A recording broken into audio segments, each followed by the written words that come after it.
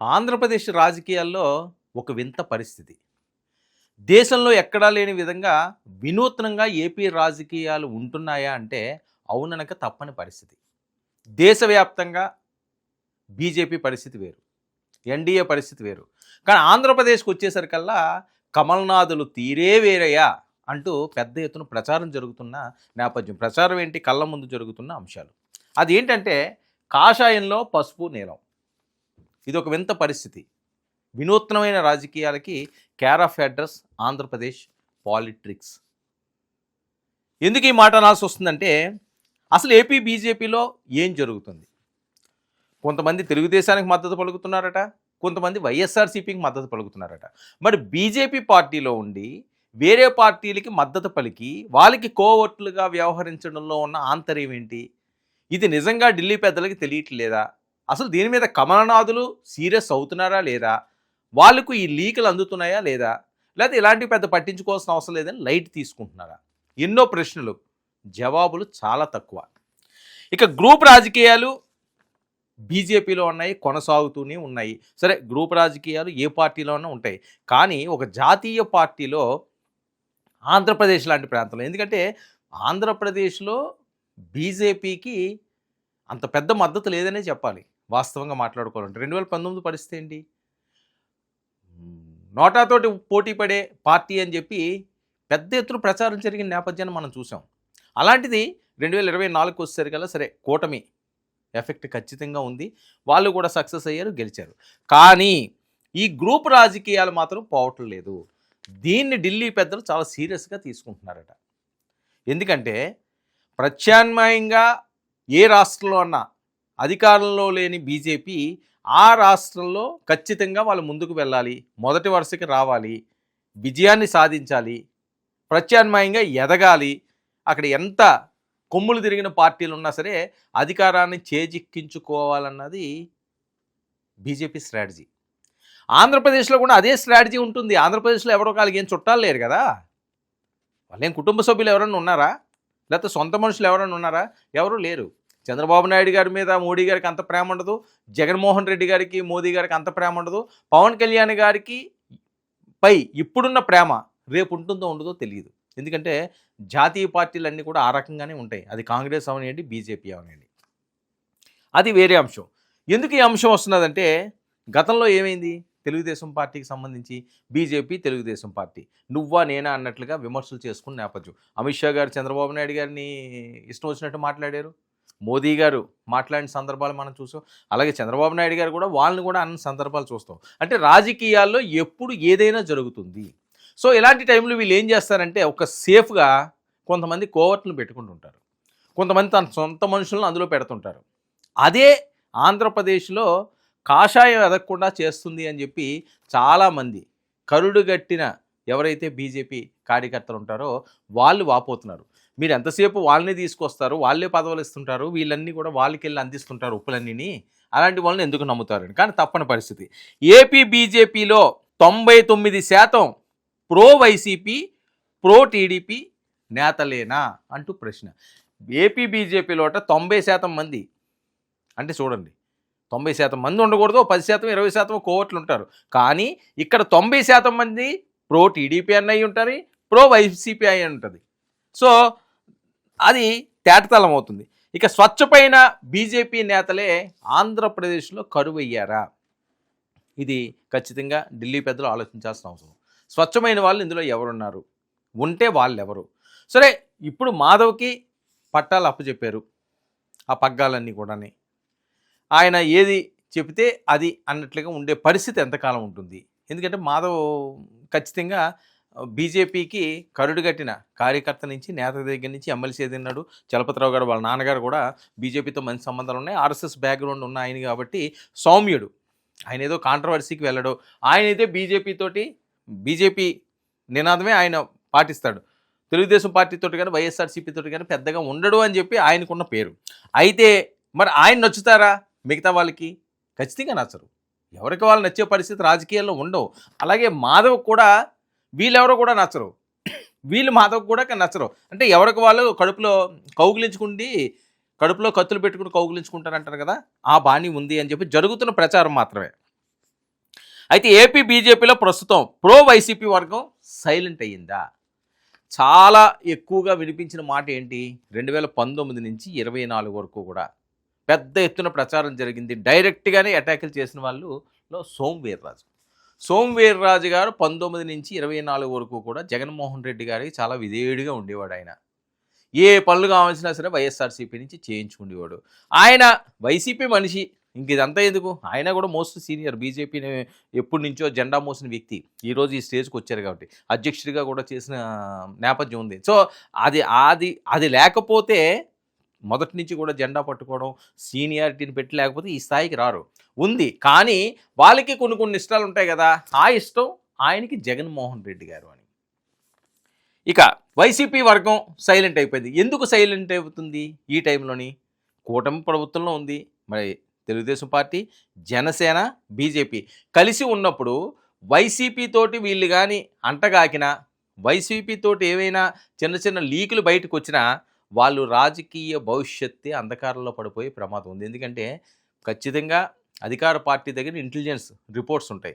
ఆ రిపోర్ట్స్ ఏమన్నా కానీ బయటకు వచ్చినాయి అనుకోండి, ఆటోమేటిక్గా సైలెంట్ అవ్వక తప్పదు.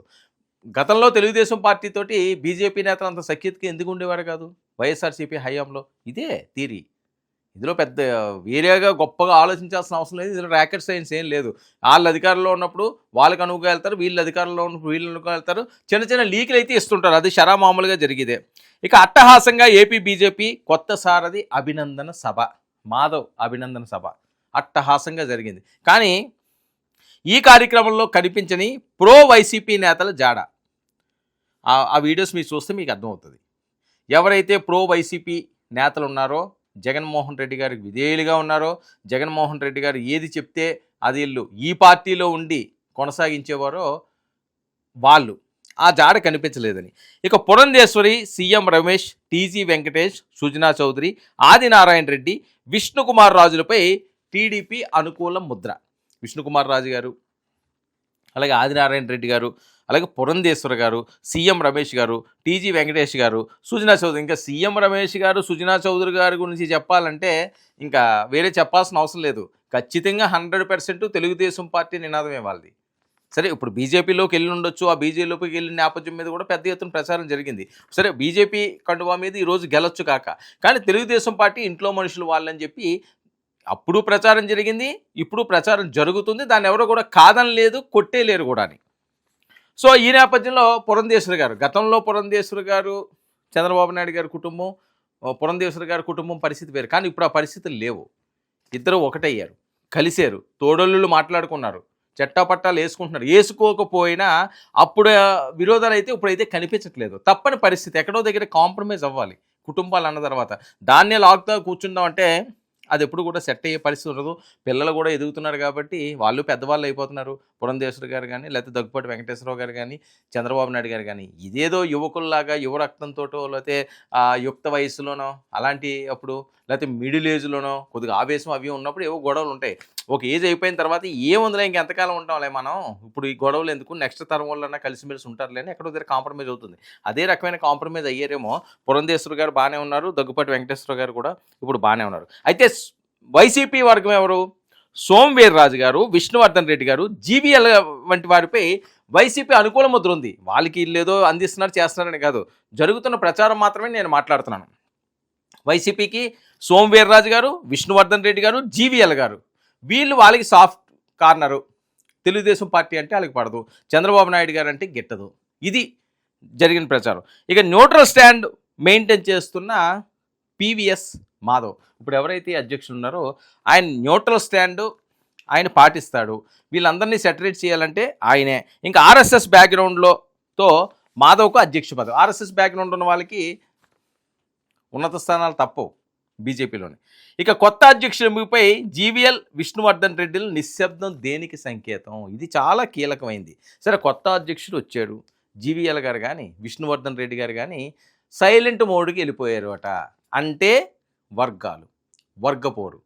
వర్గపోరు వారిలో వాళ్ళు చూసుకుంటే పర్వాలేదు, కానీ రెండుగా విడిపోయి ఒకటి పసుపు దళానికి, రెండోదేమో నీలదనానికి అప్పచెప్తే ఎలాగా అన్నది బీజేపీలో ఉన్న జెండా మోసేవాళ్ళు, మొదటి నుంచి బీజేపీ భావజాలాల్లో నడిచిన నాయకులు ఎవరైతే ఉన్నారో వాళ్ళు గగ్గోలు పెడుతున్నారట.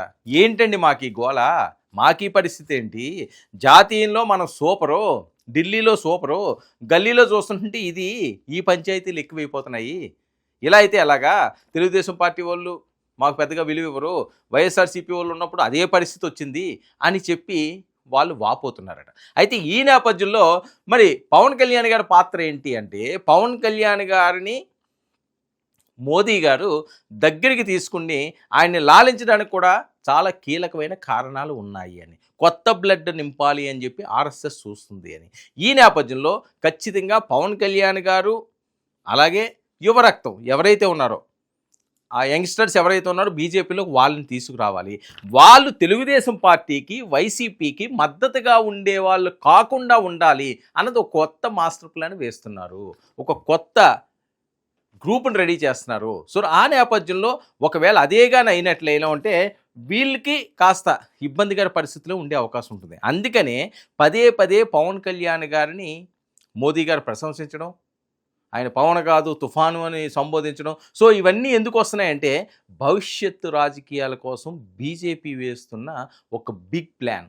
ఆ ప్లాన్లో భాగంగా ఓల్డ్ ఎవరైతే ఉన్నారో, పాత వాళ్ళు ఎవరైతే ఉన్నారో, మోస్ట్ సీనియర్స్ ఎవరైతే ఉన్నారో వాళ్ళందరూ, ఎందుకంటే ఇప్పుడు పార్టీల విధానం అంతా ఆ రకంగానే నడుస్తుంది. తెలుగుదేశం పార్టీ యువతకే ఎంకరేజ్ చేస్తున్నది. లోకేష్ గారు ఆ క్యాడర్లో ఉన్నవారు, లోకేష్ గారు ఏజ్ గ్రూప్లో ఉన్నవాళ్ళు, లేకపోతే లోకేష్ గారు కొద్దిగా అటు ఇటు ఉన్న వాళ్ళు మాత్రమే తెలుగుదేశం పార్టీ నెక్స్ట్ 29 ఎన్నికలకు వస్తుంది, అందులో నో డౌట్. ఎందుకంటే ఆ గాలులు వీస్తున్నాయి. సరే జగన్మోహన్ రెడ్డి గారు ఈయనేదో అనుకున్నారు, ఈయన కూడా డైరెక్ట్ మనం చెప్పారు, రే బాబు మీకు కొన్ని సీట్లు లేవు, మీరు అక్కడి నుంచి తప్పుకోండి, కొత్త వాళ్ళని చూడండి, కుటుంబ రాజకీయాలు ఇంకోలో నీ కొడుకుని పెడతాం, వారసుని తీసుకొస్తామంటే అవన్నీ కూడా ఇంకా ఇక్కడ సాగవు, ఆ అన్నిటికీ కూడా ఫుల్ స్టాపులు పడిపోయి మళ్ళీ నేను ఆ తప్పులు చేయాలనుకోవటం లేదు, కొత్త వాళ్ళని చూడండి, యువ రక్తాన్ని చూడండి అని పెడతాది. మరి నేషనల్లో ఆ విధానం ఉండదా? నేషనల్ పార్టీకి ఖచ్చితంగా అదే విధానం ఉంటుంది. ముఖ్యంగా ఆంధ్రప్రదేశ్లో ఆ విధానం ఉండాల్సిన అవసరం ఉంది. ఎందుకంటే వీళ్ళు చాలా మోస్ట్ సీనియర్లు అయిపోయారు, వీళ్ళు ఎవరిని కూడా టచ్ చేసే పరిస్థితి లేదు కాబట్టి వాళ్ళు ఆడింది ఆట పాడింది పాటగా ఉంటుంది. కాబట్టి ఈ మొత్తం అంతా కూడా మార్చాలి అనుకుంటేలా ఉంటే ప్రక్షాళన చేయాల్సిన అవసరం ఉంది, యువ రక్తాన్ని తీసుకురావాలి అనే ఆలోచనలో ఉంది. సరే వీళ్ళు ఒకటి పసుపు వేసుకున్నా, ఇంకొకటి నీలం వేసుకున్నా సరే ప్రస్తుతం ఉన్న పరిస్థితుల్లో తప్పదు, కూటమిలో ఉన్నారు కాబట్టి. భవిష్యత్తు గురించి, ఫ్యూచర్ గురించి ఇలాంటి పరిస్థితులు లేకుండా ఉండాలంటే ఎలా ఉండాలన్న దాని మీద కాషాయ దళం పూర్తి కసరత్తు మొదలుపెట్టింది. ఆ పరిణామాలు ఎలా ఉంటాయన్నది చాలా ఆసక్తిగా మారుతున్న పొలిటికల్ డెవలప్మెంట్స్ బీజేపీలోని.